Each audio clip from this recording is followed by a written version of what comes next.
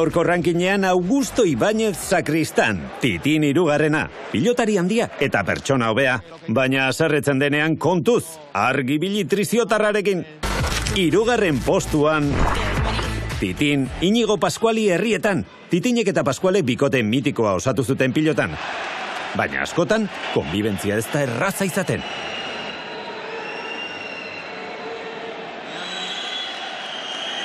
Aldageletara ator. Haserre bizian aldageletara. Ez itxusi Titinek induna, laune lekutxarren uste, gaizki jokatzen nahi dek, Pascual, oso gaizkire. Eta pelotortare behartzin baino, Titinek jokarare oso itxusi, Bigarren tokian, orain berriz pilotekin haserre. Gizon hau ez dago sekula konforme.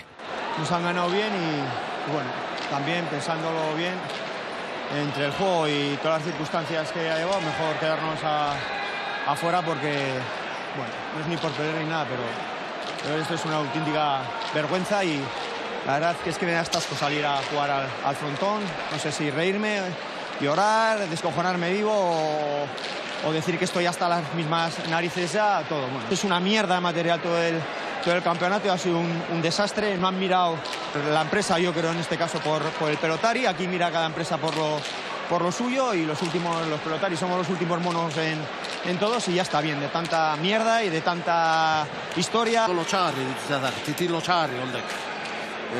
Lehetzat, berroita urtekin hemen egotea, zerua behiratu eta eskarrik asko marrik egutxinez. Lehenengo postuan,